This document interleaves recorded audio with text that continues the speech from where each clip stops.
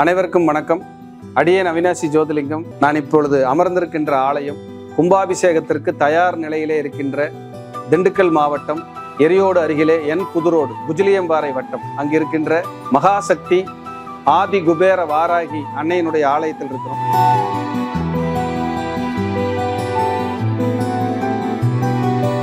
கும்பாபிஷேகத்துக்கு ஆலயம் தயார் நிலையில் இருக்கு. பிராபவ வருடம் ஆவணி மாதம் 31ஆம் தேதி 17/9/2026 வியாழக்கிழமை குருவாரத்திலே காலை 10:45 மணி முதல் காலை 11:10 மணிக்குள் ஆலயத்தினுடைய மிக பிரம்மாண்டமான கும்பாபிஷேக விழா நடைபெற இருக்கிறது.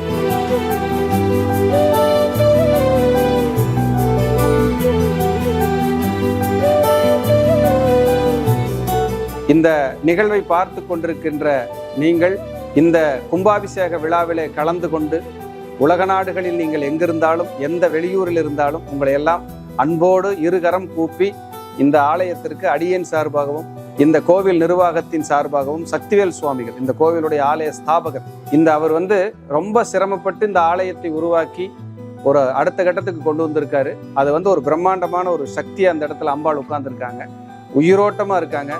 இங்கே யாரெல்லாம் வழிபடுறீங்களோ அவங்களுக்கெல்லாம் நிச்சயமா உங்களுடைய எல்லா நெருக்கடிகளும் தீர்ந்து சுபிட்சம் கிடைக்குங்கிறதுல எந்த மாற்று கருத்துக்கு இடமே கிடையாது.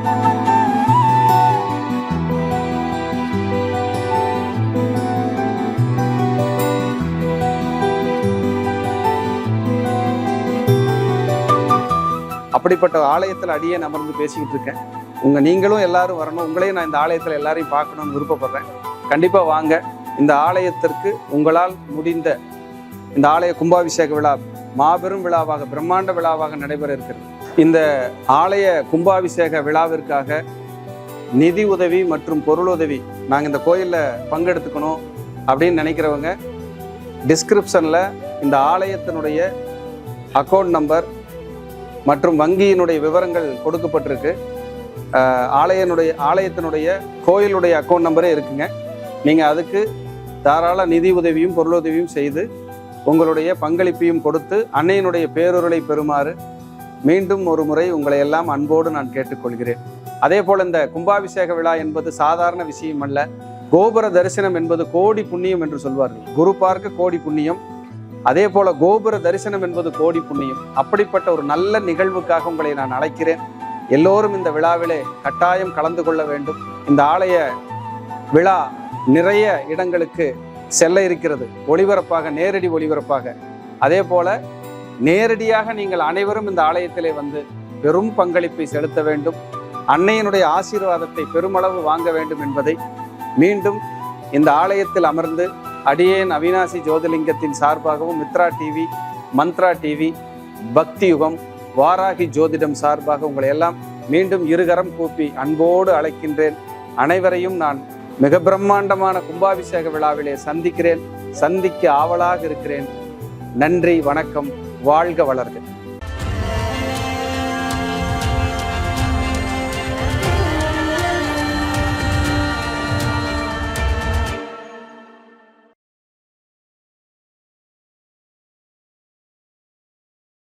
ஐயா வணக்கம். ஐயா மணி சார் வணக்கம். வணக்கம். எப்படி இருக்கீங்க? நலம், சிறப்பு. நலமறிய ஆவல். நல்லா இருக்குங்க ஐயா, வாழ்த்துக்கள். நன்றிங்க ஐயா. ஐயா இன்னைக்கு ஒரு முக்கியமான பதிவு தான், இதுவும் சிறப்பான பதிவுன்னு சொல்லலாம். நிறைய பேருக்கு இருக்கிற ஒரு சந்தேகம் என்னன்னா, ஒரு பக்கம் சனியை ஒதுக்கிடுவாங்க. சனின்னு பேர் எடுத்தாலே ஓடி போற ஆளுக்கு நிறைய பேர் இருக்காங்க. அதுக்கு இணையா இருக்கக்கூடிய ஒரு பவர் யாருன்னா ராகு. ஐயோ ராகு தசையா, சாவகாசமே வேணாம்பா சாமி அப்படின்னு சொல்லி கிளம்புற மாதிரி இருக்காங்க. ஒரு ராகு தசை நடந்தாலே அவ்வளோ பெரிய பிரச்சனைகளை இழுத்து விடுறது, கிடைக்கக்கூடாத பணம் கிடைச்சி தேவையில்லாம சிறை தண்டனை வரைக்கும் அந்த அளவுக்குலாம் சொல்லுவாங்க. நெகட்டிவாவே இருக்கு. இந்த சனி ராகு இவங்களோட இணைவு ஒரு சாபமா பார்க்கலாமா இல்ல ஒரு யோகமா பார்க்கலாமா? ஐயா சூப்பரான கேள்வி. கண்டிப்பா பார்த்துருவோம். சனி ராகு அப்படின்னா சனி கர்மகாரகன், ராகு மாயக்காரகன். மாயக்காரகன், ஆமா, மாயக்காரகன். இவரு கர்மகாரகன். ரெண்டு பேரும் இணையறதே என்னைய பொறுத்தளவுக்கு இது ஜோதிட சாஸ்திரத்துல சாபித தோஷம்னு சொல்றாங்க. சாபித தோஷம், சபித்த தோஷம். எது? சபித்த தோஷம், சாபித தோஷம், சபித்த தோஷம் சொல்றாங்க. இவங்க ரெண்டு பேரும் இணைஞ்சிட்டாங்களாலே கர்மா எப்படி இருக்கும் சார்னா, இவங்களுக்கு இது யாருக்கு ஃபர்ஸ்ட் கெடுதல் பண்ண போகுது, என்ன பண்ண போகுது அப்படின்னு பார்ப்போம். இது முன்னோர்கள் செய்த ஆழமான தவறுனால இந்த பிறவியில சனி ராகு காம்பினேஷன் வரும்.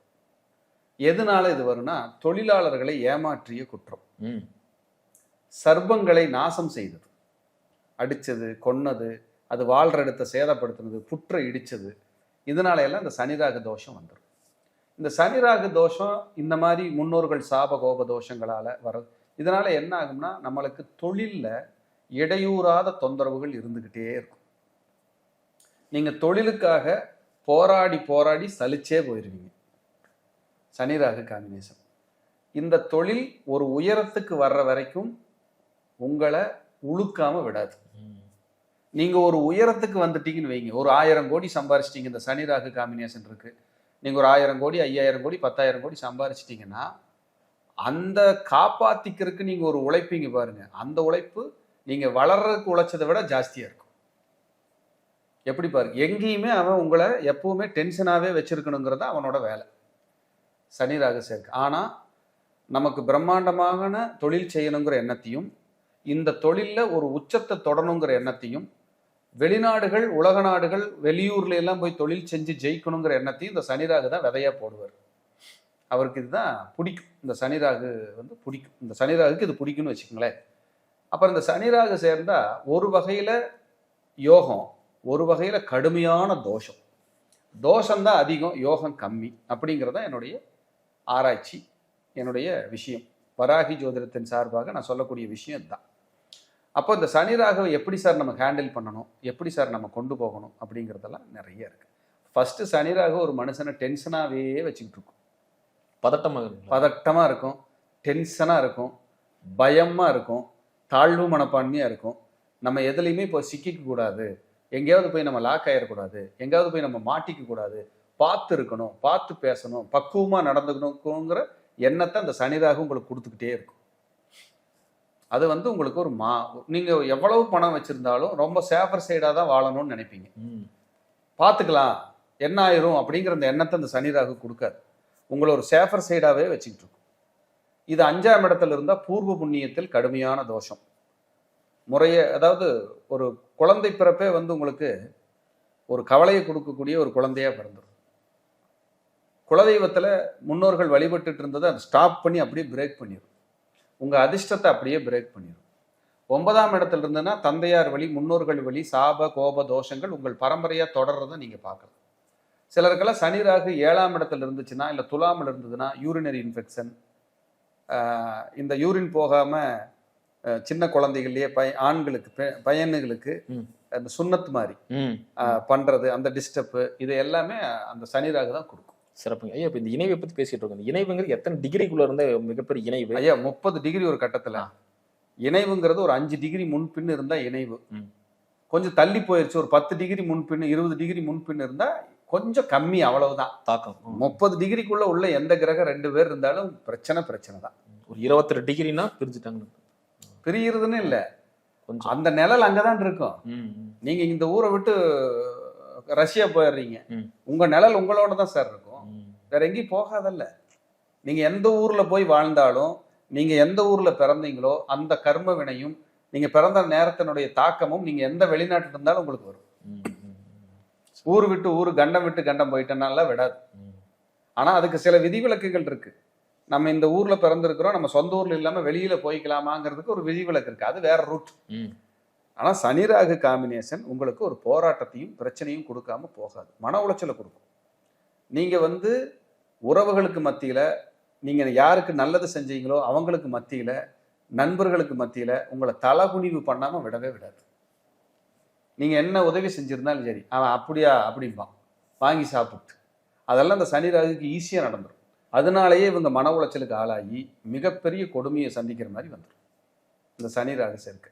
சிலருக்கு முழங்கால் வலி, ஸ்கின் பிரச்சனை, பல் பிரச்சனை, தலைமுடி உதிர்வு, மன அழுத்தம், குழந்தைகளை நினைச்சு கவலை. ஏன் சிலரெல்லாம் சனி ராகு இருந்தால் பேரம்பேத்திகளை நினைச்சு கூட கவலைப்படுவாங்க. ஏன்னா சனி ராகு தான் வம்சாவளியே. நமக்கு முன்னாடி வம்சம், நம்மளோட வம்சம் கசக்கி புளியறத நம்மளை வேடிக்கை பார்க்க வச்சு, நம்ம யார் அழுதா நமக்கு வலிக்குமோ அவங்கள அழுக வச்சு வேடிக்கை பார்க்கும். சனிராகு பாருங்க எவ்வளவு பெரிய ஒரு ஒரு பிரச்சனைன்னு பாருங்க. டெட்லி கம்பு. ஆமா, பயங்கரமான ஒரு மோசமான ஒரு பின்விளைவுகளை கொடுக்கக்கூடிய ஒரு காம்பினேஷன் தான். அதாவது சார் இது வெளிநாட்டு யோகத்துக்கு தலை சிறந்தது சார்.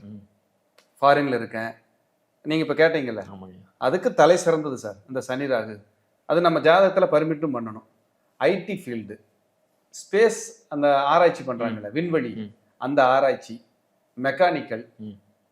இரும்பு சம்பந்தப்பட்ட துறை, ஆராய்ச்சி பண்ணக்கூடிய லேபு, மெடிக்கல், பிஹெச்டி, இந்த மாதிரி துறைகளுக்கு இந்த சனி ராகு சூப்பரா வேலை செய்யும், அட்டகாசமா வேலை செய்யும். இவங்க இந்த சனி ராகு காம்பினேஷன்லயே 3, 6, 10, 11 இருந்துட்டா இவங்க ஒரு கீழ நிலையிலிருந்து ரொம்ப கஷ்டப்பட்டதிலிருந்து ஒரு பெரிய புகழடைஞ்சு உயரத்துக்கு வர்றதுக்கு அது பர்மிஷன் கொடுத்துரும். ஏன்னா இது உபஜயஸ்தானம். 3, 6, 10, 11 இந்த இடங்கள்ல எல்லாம் இருந்தா இவங்களுக்கு பெரிய வளர்ச்சியும் வெற்றியும் 100% கொடுக்கும் அப்படிங்கிறது ஒரு ஒரு நிதர்சனமான உண்மை அப்படிங்கிறது சொல்லுது. இவர்களுக்கு ஒரு விதமான தனிமை உணர்வு இருந்துகிட்டே இருக்கும். இவங்க தனிமையா இருந்தா தான் நிம்மதியா இருப்பாங்க. யாராவது கூட்டமா வந்துட்டாங்க, ரொம்ப நேரம் அவங்களோட பேசுற மாதிரி வந்துச்சுன்னா அவங்களுக்குள்ள ஒரு சின்ன பயம் இருந்துகிட்டே இருக்கும். இவன் நம்மளை கரெக்டா அப்ரோச் பண்ணுவானா, இவன் கரெக்டான ஆளா இருப்பானா, இவன் சரியா இருப்பானா அப்படிங்கிற சந்தேகம் நமக்குள்ள இருந்துகிட்டே இருக்கும். ஒரு தனிமை உணர்வு இவங்களுக்குள்ள இருந்துகிட்டே இருக்கும். அதே சமயம் ஒரு ஆழமான கற்பனை திறனும் ஒரு ஆராய்ச்சி மனப்பான்மையும் ஒரு தொழிலை அடுத்த கட்டத்துக்கு எப்படி உருவாக்கி கொண்டு போகணுங்கிற எண்ணத்தையும் விதைச்சுக்கிட்டே இருக்கும் சார். நீங்க இவங்களுக்கு மட்டும் ஒரு பெரிய பிரம்மாண்ட தொழில் அமைஞ்சிருச்சுன்னா அந்த தொழிலை 100 மடங்கு 1000 மடங்கு பெருசு பண்ணிடுவாங்க. அவங்களுக்கு அப்படிப்பட்ட ஒரு கெப்பாசிட்டி. இது வந்து ஸ்பெஷல் யுனிக் இந்த சனி ராகுக்கு காம்பினேஷன்ல. ஆனா அந்த 1000 மடங்கு 100 மடங்கு இவங்க மேல உயர்றதுக்குள்ள சார் இவங்க இழந்ததுக்கு பின்னாடி ஒரு ஹிஸ்டரி, ஒரு கதையே காத்துக்கிட்டு இருக்கும். அவ்வளவு போராடி இருப்பாங்க. கீழ்நிலையிலிருந்து போராடி போராடி போராடி மேலே வந்துடுவாங்க. இவங்க இந்த தொழிலை பார்க்குறேன்னே மனைவி, குழந்தைகள், நண்பர்கள், உறவுகள் இவங்க கிட்ட இருந்து இவங்களை பிரித்து வச்சிடும். ஏன்னா நான் வேலைன்னு ஓடிக்கிட்டே இருக்கிறேன், தொழில்னு ஓடிக்கிட்டே இருக்கிறேன், வெளிநாட்டில் வாழ்கிறேன், இவங்கெல்லாம் ஊரில் இருக்காங்க, இப்படி பிரித்து வைக்கிற வேலையை இந்த சனி ராகு பார்க்குது. என்னை பொறுத்தளவுக்கு சார் இது சாபமா அல்லது யோகமா அப்படின்னா நிச்சயமா 70% சாபம் தான். ஒரு 30% வேணா ஒரு யோகமா எடுத்துக்கலாம். அதுவும் எல்லாத்துக்கும் கிடைக்காது. ஒரு 10,000 பேர்த்து எடுத்துட்டோம்னா 5 பேர்த்துக்கு விரல் விட்டு என்ற மாதிரி தான் இது பலத்தை கொடுக்கும். விதிவிலக்கு இருக்கு. ஆமா, இது வந்து இப்படித்தான் இது காட்டுது. இதுல நீங்க மாற்றமே இல்லை.